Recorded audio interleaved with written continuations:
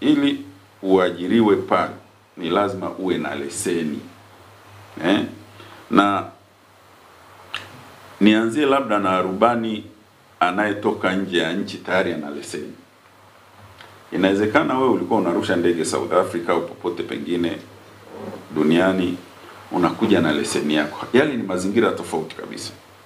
Unapokuja nchini ni lazima ile leseni yako ibadilishwe kwenda kwenye leseni ya Tanzania. Tunaita conversion. Na katika kubadilisha hiyo leseni yako ni lazima upitie mitihani ya theory na vitendo kwa ndege utakayoenda kuirusha hapa nchini.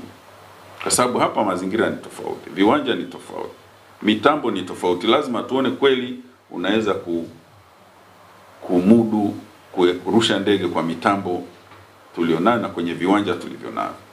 Kwa hiyo kwa rubani wa nje tutamfanyia hivyo. Akikamilisha na anapoingia kwenye ile mitihani, baada ya kumaliza kwenye practical, tunatumia marubani ambao tunawatambua, tunaita ni designated examiners.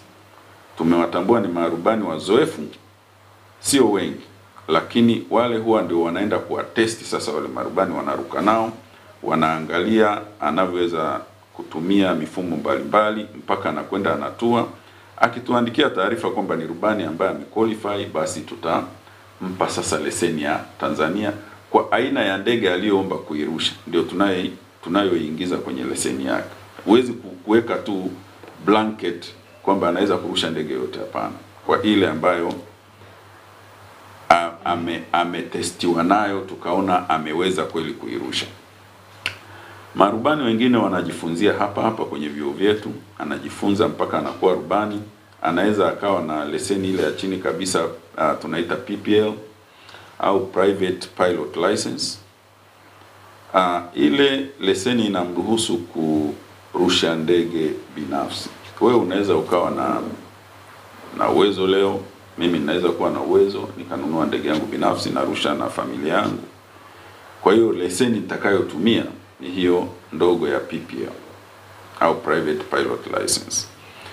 Sasa leseni hiyo huipati, ni lazima uje mamlaka uombe kwamba nilikwenda kwenye chuo fulani, kuna vyuo vyetu kama 3 hapa, nimefaulu.